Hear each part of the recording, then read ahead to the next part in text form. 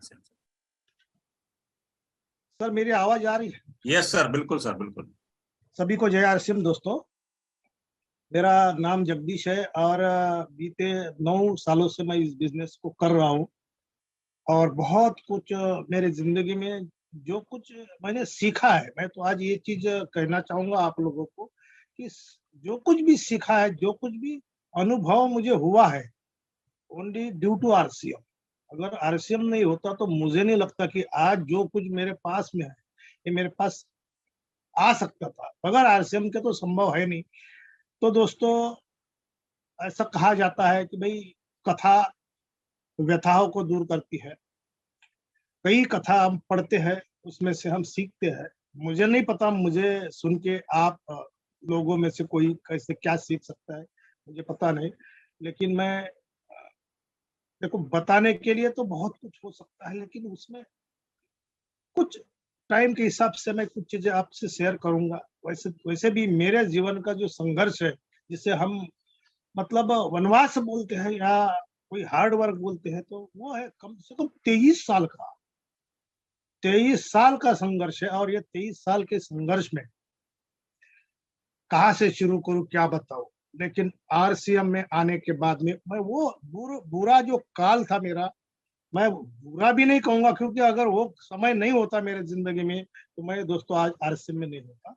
चलो ओके, थोड़ी चीज मेरा बचपन की बात मैं बताने जाऊंगा कि बचपन में उम्र के कम से कम 15 साल तक हमारे घर में इतनी बड़ी प्रॉब्लम थी कि 2 वक्त के खाने के लिए भी मतलब मुसीबतें थी। मैं फॉर एग्जाम्पल दूंगा, एक एग्जाम्पल के साथ चलूंगा दोस्तों, कि हमारे घर के बाजू में एक फूल बेचने वाला आदमी था, फैमिली थी। वो फूल बेचने के लिए गांव गांव भटकते थे और उधर से गेहूं और ज्वार का बोरा भर के लाते थे। तो उनमें से आधा ज्वार या गेहूं हम ले लेते थे, वो भी उधार लेना पड़ता था क्योंकि थोड़ी बहुत खेती थी, वो पक्की नहीं थी। उनसे लेके हम हमारा खाना, और कर्ज था, मुझे ध्यान है अभी भी कि कोई मारवाड़ी का कर्ज था हमारे ऊपर। जो भी जमीन में उगता था वो कर्ज के ब्याज के रूप में हमें दे देना पड़ता था। लेकिन दोस्तों एक चमत्कार हुआ बीच में, जब मैं 15 साल का था, मेरे पिताजी जो भी पढ़े लिखे थे, लेकिन उनके उम्र के 45वें साल में उनको सर्विस लगी। लेकिन तब तक मेरे दिमाग में एक चीज सेट हुई थी कि भाई मुझे पैसा कमाना है, मुझे अनलिमिटेड पैसा कमाना है। अगर मेरे बाजू से कोई मोटरसाइकिल गुजरती तो मैं खुद को वो मोटरसाइकिल वाले के साथ कंपेयर करता। अगर मेरे बाजू से कार जाती तो मैं खुद को कार वाले के साथ कंपेयर करता। अगर मैं कोई पिक्चर फिल्म देखता तो उस हीरो के साथ मैं खुद को कंपेयर करता कि भाई मुझे कम से कम यार ये जिंदगी नहीं जीनी है जो जिंदगी मैं जी रहा हूँ। दोस्तों ऐसे करते करते मैं मैट्रिक हुआ, और उसके बाद में मैट्रिक के बाद में मैंने तय कर लिया कि भाई मुझे अभी पैसा कमाना है। तो मैं पैसा कमाने के हिसाब से पढ़ाई करने लगा 10वीं के बाद। लेकिन दोस्तों कहते हैं ना कि आपके जिंदगी में जो चीज, भागवत गीता का प्रमाण भी देते हैं लोग कि आपको जो मिलना है और जिस समय पे मिलना है उसी समय पे मिलेगा।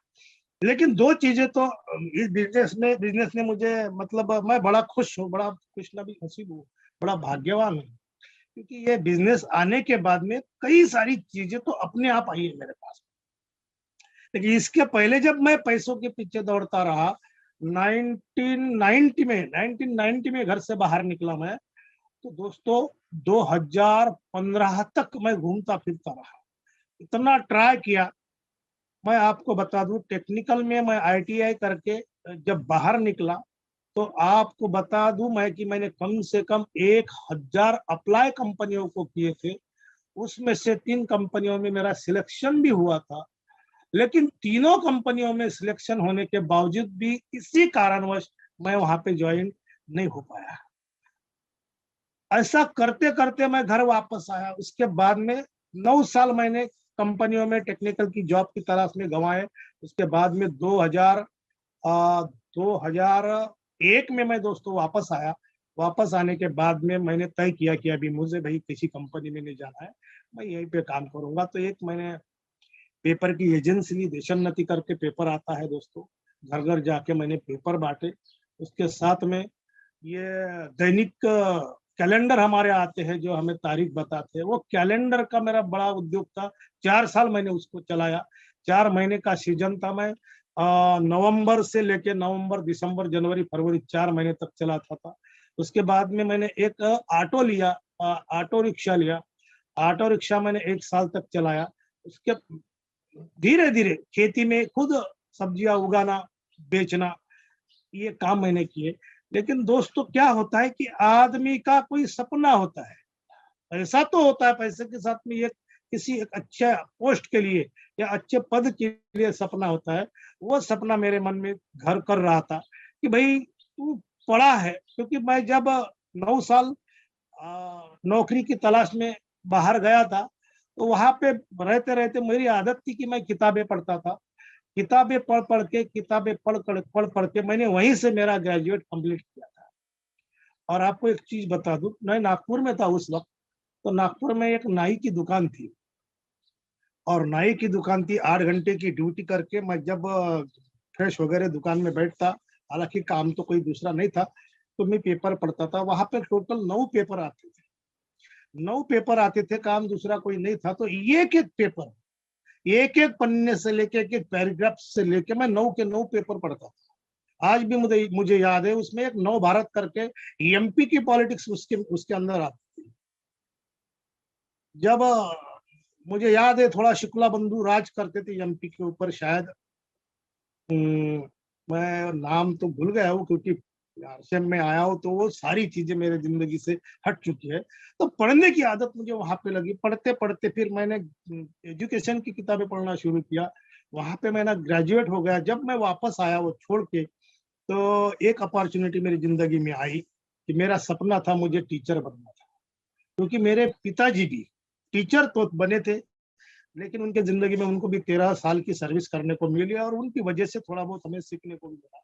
तो दोस्तों, टीचर बनने का मेरा सपना जागरूक हो गया, और मैंने एक सीईटी एग्जाम था, वो एग्जाम दिया, जिसमें मैं पास हो गया। मेरा बीएड में नंबर लग गया।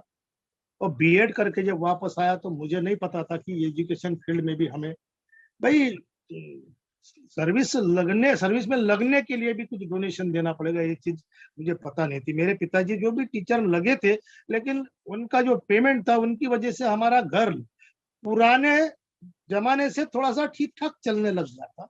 2 वक्त का खाना अच्छी तरह से, कपड़े वगैरह, हमारा एजुकेशन, मतलब ये थोड़ा बहुत। लेकिन उसमें हम डोनेशन देने के बिल्कुल बिल्कुल ही नजदीक नहीं थे, लायक नहीं थे कि हम किसी को डोनेशन दे सकें। उसके बाद में दोस्तों, मैंने एक ट्यूशन कोचिंग क्लास शुरू किया। मेरा एक आर्या कोचिंग क्लासेस करके आसेगा पूर्णा में शुरू था, जहां से आज मेरे पास एक स्टार प्लेटिनम है, जिसको मैंने मेरे मेरे ट्यूशन में पढ़ाया था, मिस्टर राहुल जी। वो कोचिंग क्लास शुरू किया, और एक स्कूल में मुझे ऑफर आया, non grant non salaried teacher, जहाँ पे पेमेंट नहीं। हमारे महाराष्ट्र में एक प्रोसीजर है लगने के बाद में या ज्वाइन होने के बाद में, और स्कूल भी नॉन सैलराइड होते हैं बहुत सारे। तो मैं नॉन सैलराइड ज्वाइन हुआ, और मुझे साल के 500 रुपए वहां पे मिलते थे। जब मैं 2005 में वो स्कूल पे लगा, तो 3 साल दोस्तों मैंने वहां पे काम किया। अब बाकी की जिंदगी में मेरी चलाने लग गया ट्यूशन के पैसों के बलबूते पर, आपको पता है। लेकिन ट्यूशन में भी, मेरी ट्यूशन के बारे में मैं आपको बता, एक अजब गजब tuition tuition coaching coaching class थी मेरी, कि जिसमें पैसे देते थे वो भी लोग बैठते थे, और जो पैसे नहीं दे सकते थे वो भी बैठते थे। ऐसे कई बच्चों को मैंने पढ़ाया है, जिनके पास पैसे नहीं थे। इतना सा मुंह करके आते थे, बोले सर पिताजी बोल रहे कि भाई 2 महीने के एक साथ दूंगा।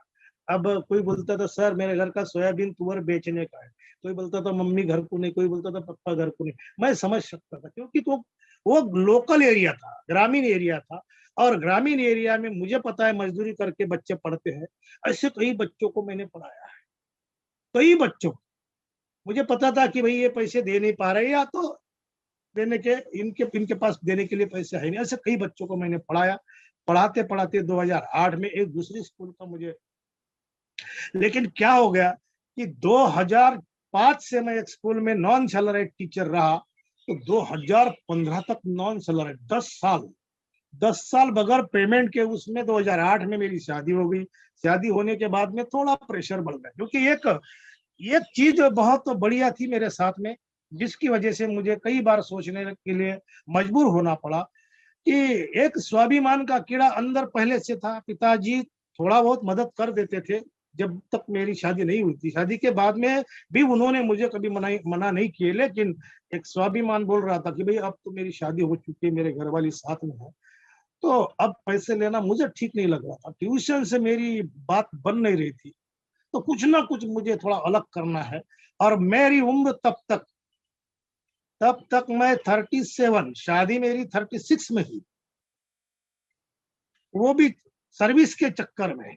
उसके बाद में 37, 38, 39, 40 तक तो इतना परेशान हुआ कि मेरे फैमिली प्रॉब्लम्स क्रिएट होने लग गए।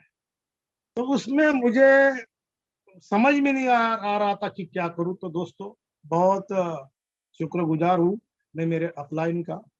मेरी upline mister Rajesh ji कोंडे sir, ये जो है मेरे बड़े भाई गजानंद जी को प्लान देने के लिए 2015 में 2013 में मेरे घर में आए थे। और मैं एमए इंग्लिश तक मेरी पढ़ाई है, तो मैं भाई मुझे तो बनना था टीचर, और मैं क्यों सुनूं।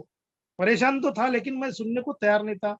राजेश जी जब आए वो मेरे भैया को प्लान देने लग गए, और मेरा काम घर पे ये था कि मेरे बड़े भाई थे, तो इसलिए घर में पानी देना, चाय पानी वगैरह करना, ये मेरा काम था, वो मैं करने लग गया। जब राजेश जी प्लान सिखा रहे थे, बता रहे थे, तब मैं ऐसा थोड़ा सा दूर बाजू में हट के खड़ा था। राजेश जी ने मुझे बुलाया भी, लेकिन मैं गया नहीं। धीरे धीरे दोस्तों, ये एक चीज ये होगी कि मेरे अंदर का जो एजुकेशन का ईगो था, वो ईगो ने मुझे वो सुनने के लिए, मतलब जब मैं राजेश जी की बात सुन रहा था, मुझे पता चला था कि भाई अगर ये पढ़े लिखे होते तो ये डोर टू डोर, दर बदर भटकते क्यों थे। मैं तो टीचर बनने वाला हूँ, मैं तो मतलब ऐसे रेपुटेड जॉब करने वाला हूँ, हालांकि मेरी उम्र 40 के करीब पहुंच चुकी थी। मेरे जिंदगी के सपने खत्म होने के कगार पे थे दोस्तों, लेकिन मुझे टीचर बनना, ये गांठ मैंने बांध रखी थी। और कई मेरे दोस्त है ऐसे, किसी ने 30वें साल में, किसी ने 32वें, किसी ने 35वें, किसी ने 40वें साल में अपने प्रयास को छोड़ दिया और खेती बाड़ी करने लग गए। कुछ चीजें तो ऐसी हुई मेरे साथ में कि मैं 10वीं को 12वीं को भी पढ़ाता था, तो मेरे स्टूडेंट सर्विस को लग जाते थे, पेड़े लेके मेरे घर को आ जाते थे। मुझे बड़ा बुरा लगता था, बोले यार, हालांकि लगना तो अच्छा चाहिए था कि मेरे स्टूडेंट यार सर्विस में लग गए हैं, गवर्नमेंट जॉब में लग गए हैं। लेकिन प्रॉब्लम ये होती थी कि भाई मेरे स्टूडेंट पेमेंट पे लग गए, और मैं बगैर सैलराइड, मेरे को वो पेड़ा ला के दे रहे हैं, खाना पड़ रहा था। लेकिन मुझे, आपको भी पता है वो कैसे मिठास रहेगी उसके अंदर। लेकिन मैं चलता गया। चलने के बाद में, राजेश जी को सुनने के बाद में दोस्तों, मैं ज्वाइन तो नहीं हुआ। इसमें भी एक थोड़ा सा, ज्वाइन होने में भी एक थोड़ा सा मतलब क्या बोलते हैं, टर्निंग पॉइंट है। मेरे भैया जब ज्वाइन हुए, तो शायद क्या होता है देखो, अपलाइन की नजर में कौन डिस्ट्रीब्यूटर क्या काम कर सकता है, अपलाइन की जो दृष्टि होती है ना, अपलाइन की दृष्टि मतलब पूरी क्लियर कट उनको पता चल जाता है कि ये आदमी जुड़ा है तो ये क्या कर सकता है। फॉर एग्जाम्पल, मैं ज्यादातर संतोष नायर जी को सुनता हूँ। और अगर अदर लीडर की बात करें तो वो करता है, वो कहते हैं कि भाई हर आदमी में डायमंड छुपा हुआ होता है, लेकिन वो रफ डायमंड होता है। अगर वो रफ डायमंड अपने आप को कट करने के लिए रेडी रहता है, तो उसमें से सही मायने में कोहिनूर भी बन सकता है।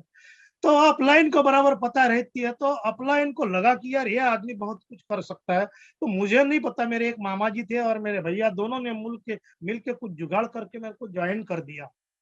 ज्वाइन करने के बाद में जो है, मुझे पता ही नहीं था, लेकिन मैं ये ऐसा आधा अधूरा खड़े खड़े से जो प्लान मैंने राजेश जी का सुना था, मैं स्कूल में जहाँ पे टीचर था वहां पे वही का एक कागज उठाया, और मेरे जेब में पेन था, पेन निकाल के मैंने वो राजेश, वहां पे भी राजेश खराड़ेकर सर करके एक टीचर थे, उनको ऐसे मैंने बताया। मैंने बोला सर देखो, ये ऐसा ऐसा प्लान है। मुझे ये भी पता नहीं कि मैंने क्या सुना था, और मुझे आज ये भी पता नहीं कि मैंने उनको क्या बताया था। लेकिन मैंने पेन लेके ऐसा कुछ घुमा घुमा के मैंने दिखा दिया, तो वो बोल रहे थे खराड़कर सर, बोले यार मुझे जुड़ना है इसको। कैसे जुड़ना पड़ेगा? तो मेरे तो हौसले पस्त हो गए। मैंने बोला यार मुझे पता कुछ नहीं है।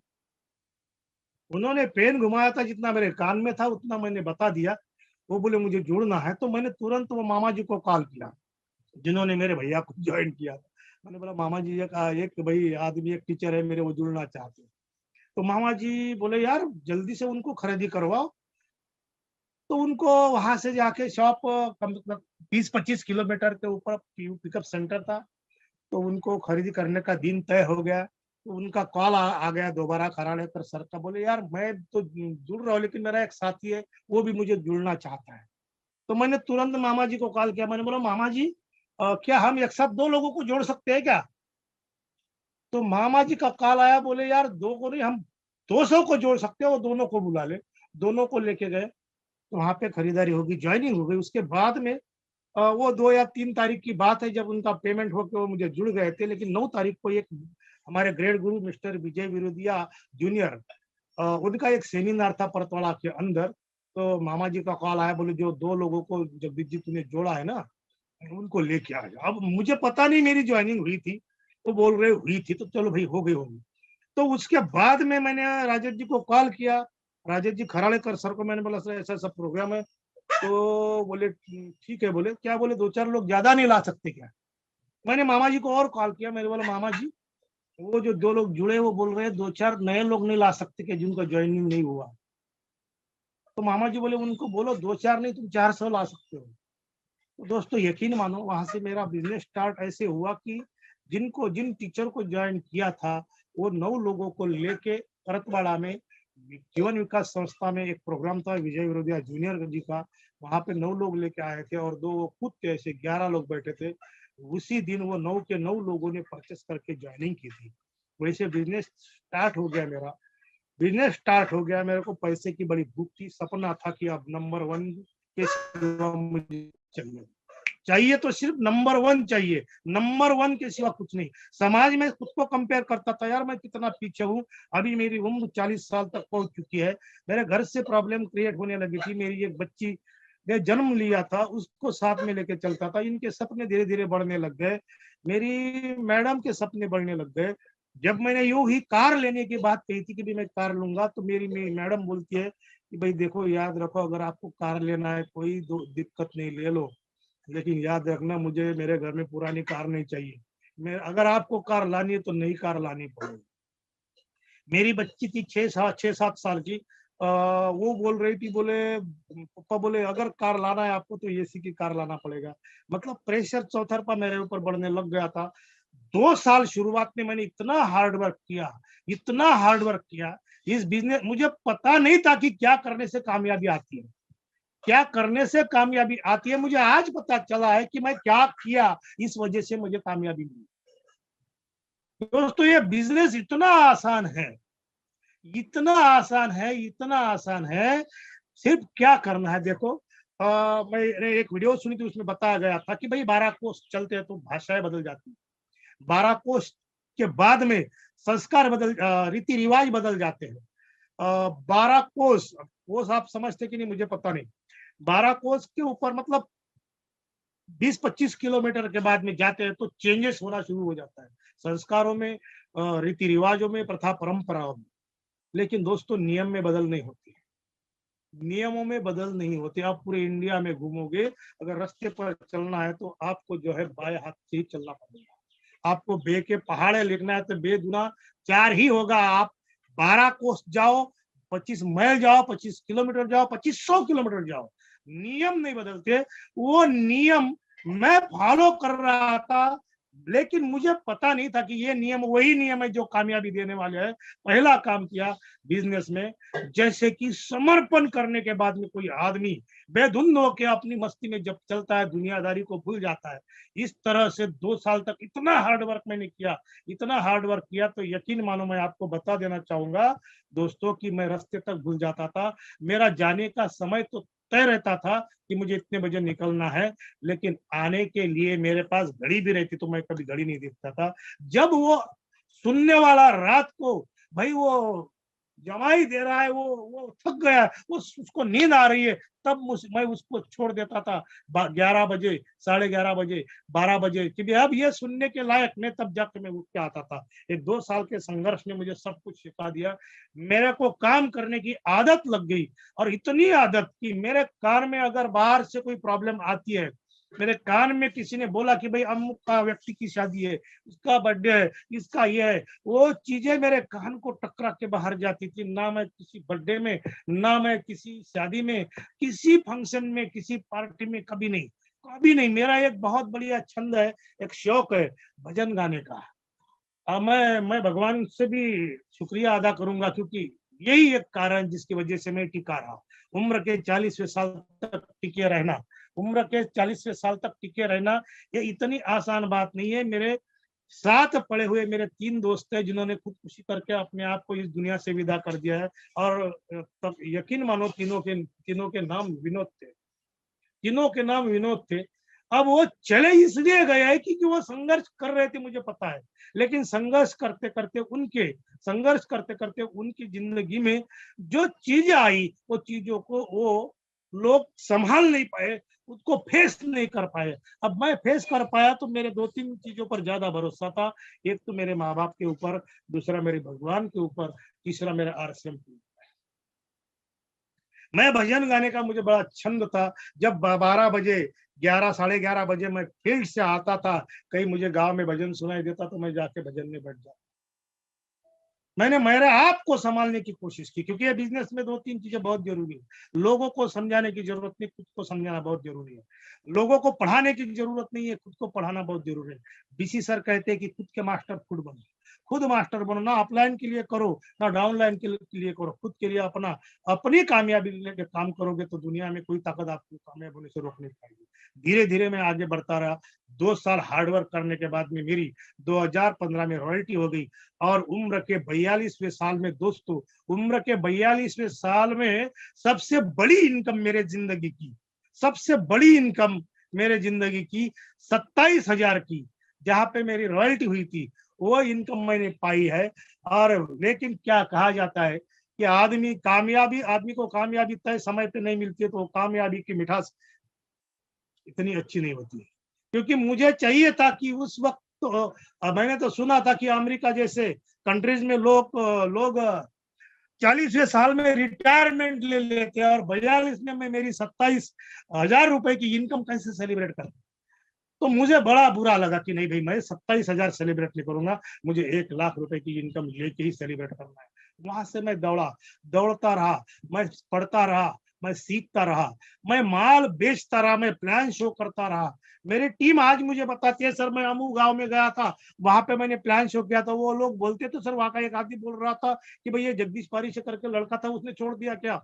कोई दोस्त बोलता है सर मैं ये गांव में गया था, वहां पे एक आदमी, वो बोले भाई कि भाई जगदीश जी ने कहीं एक बार हमें बताया था, उन्होंने छोड़ दिया क्या।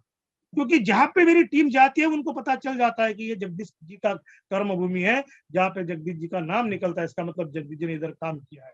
दोस्तों देखो, हम आज काम करते हैं ना, पूरे माहौल को हम क्रिएट कर देते हैं। धीरे धीरे मैं काम करता गया, और उम्र के 42वें साल से मैंने ये बिजनेस को शुरू किया। आज मैं 51 में चल रहा हूँ दोस्तों। तो 8 साढ़े 8 सालों में इस बिजनेस के अंदर मैंने पैसों के नाम से बहुत पैसा कमाया है, क्योंकि मेरे सपनों के लिए जो मुझे चाहिए था, वो पूरे सपने मेरे पूरे हो चुके दोस्तों। और आपको बता दूं, मेरी कार मेरे पास तैयार है, सिर्फ मेरा घर बाकी था। आज भी मैं मेरे पुराने घर में हूँ, लेकिन आपको बता दूं, आज मेरे घर के लिए मैं प्लाट की खरीदारी कर रहा हूँ, और आने वाले 15 दिनों में मेरे घर का काम शुरू हो जाएगा। तो यहाँ तक का सफर जो दोस्तों मुझे पता है, इसमें दो चार सिद्धांत है, नियम है, जो नियम मैंने मतलब मुझे पता ना होते हुए भी मैंने फॉलो किया। लॉ ऑफ अट्रैक्शन का जो नियम है, ये मैंने बाद में सुना, लेकिन इसको फॉलो मैंने पहले किया, जिसको मैं जानता भी नहीं था, क्योंकि मेरा फोकस एक ही था कि मुझे 1 लाख पर मंथ कमाना। और 2019 में जब मैं बिजनेस में स्टार प्लेटिनम अचीवर बना, 2021 में जब मैं स्टार पर्ल अचीवर बना, तब मेरी इनकम थी दोस्तों 1,11,000। उस वक्त मैंने उसको सेलिब्रेट किया था। इसके पीछे सारा सिस्टम, जिसमें अपलाइन है, डाउनलाइन है, जिसमें प्रोडक्ट है, जिसमें बिलवाड़ा हो सकता है, जिसमें टूअर्स हो सकते हैं, जिसमें ट्रेनिंग हो सकते, सारी सिस्टम का इसके इसमें सहभाग है, तब जाके मैं यहाँ तक पहुंच पाया हूँ। लेकिन दोस्तों, जो सिद्धांत मैं मतलब मुझे पता ना होते हुए मैं फॉलो करते गया, जिसकी वजह से मैं यहाँ तक पहुंचा हूँ, ऐसा मुझे आज लगता है। उस वक्त मुझे वो चीजें पता नहीं थी। उसमें पहली चीज है दोस्तों, समर्पण, क्योंकि मैंने अपने आप को सरेंडर कर दिया था, अपने आप को समर्पित कर दिया था सिस्टम को। एक ही बार मैंने, देखो, आदमी को अगर सीखना है तो 10 बार बताने की जरूरत नहीं। मैंने एक ही बार टीसी सर को भीलवाड़ा में सुना था, पहली बार जब मैं गया, और अकेला गया था। उसके बाद में मैं साल में 2-2 बार अकेला, तो मैं शुरुआत में 5 बार अकेला गया, मेरे साथ कोई आने को तैयार नहीं था। लेकिन पहली बार मैंने टीसी जी को सुना था, तब जाके मैंने, क्योंकि मैं एक अंगार, एक जलन, ये तड़प मेरे अंदर ये थी कि भाई 45-42वें साल तक अगर मैं जीरो हूं, तो बचे हुए दिनों में मुझे वो काम करना है जो जो बीते हुए दिनों में मैं नहीं कर पाऊं, उसकी भरपाई मुझे निकालनी है। कम से कम पैसा तो मुझे उतने कमाना ही है। लेकिन पैसों के साथ में बिजनेस में क्या क्या नहीं मिला। इसमें सम्मान भी मिला है, इसमें स्वास्थ्य भी मिला है, इसमें लोगों का प्यार भी मिला है, अपलाइन का स्नेह भी मिला है, सब सब कुछ मिला है। डीसी सर जब नाम लेते हैं ना, जगदीश जी करके, तो मुझे बड़ा अच्छा लगता है। मुझे लगता है कि भाई देखो, एक मेरी आदत भी रही है कि मैं खामखा आगे आगे करने वाला इंसान नहीं हूँ। पर्दे के पीछे के बड़े बड़े काम करने का मैं आदी था।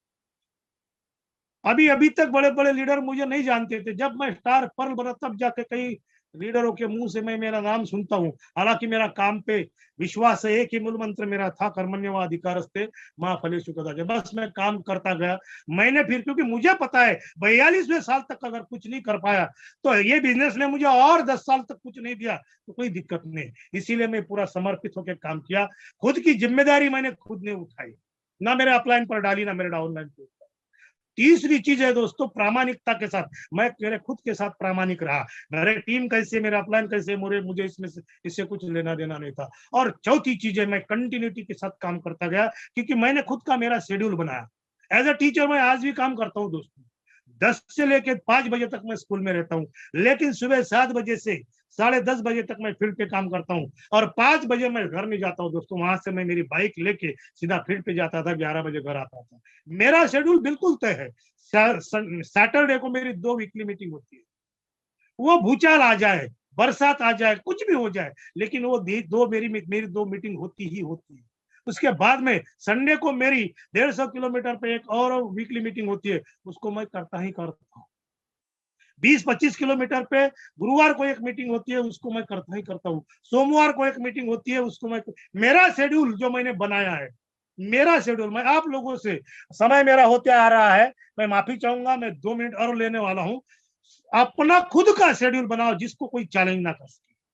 अगर आपका शेड्यूल है तो उसको चैलेंज आपके सिवा कोई कर नहीं सकता। प्रॉब्लम यह है हमारा कि हम कई बार टाइम टेबल बना लेते हैं, लेकिन खुद के टाइम टेबल की खुद धज्जियां उड़ा देते हैं। प्रॉब्लम यह है, भाई छोटा बनाओ, शेड्यूल छोटा बनाओ कि जो आप कर सकते हो।